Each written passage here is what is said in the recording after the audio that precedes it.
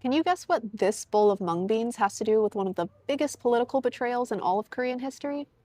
Welcome to A Bite of History from the Bite of Korea, where we share unexpected stories about the origins of Korean words and dishes. For this story, we're traveling back to the Joseon period, and if you've ever watched a historical K-drama, you're probably familiar with this era. This story happens during the reign of King Sejong the Great, who you may also know as the ruler responsible for the creation of Hangul, or the written Korean language. King Sejong worked with various scholars to develop Hangul, and one scholar in particular named Sukju became especially trusted. The king had long suffered health issues, and toward the end of his reign, he asked his trusted officials to look after his family line, namely the crown prince Moonjong and Moonjong's son, Danjong. When King Sejong died in 1450, the crown prince Moonjong became king, but he also suffered health issues, and within 2 years, he passed away as well.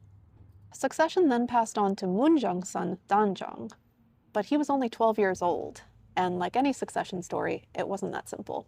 There were some within the royal court who didn't believe that Danjong belonged on the throne, namely his own uncle, Sejo, who began plotting a coup against his nephew.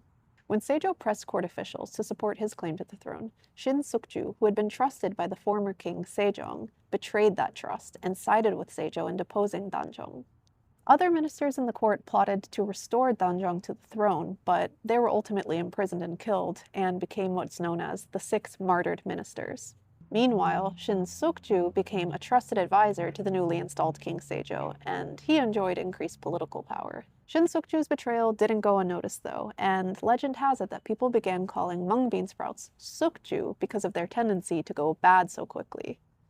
Shady as the name may be, Sukju has remained a popular ingredient in many dishes, including our Sukju bokum, which is my personal favorite.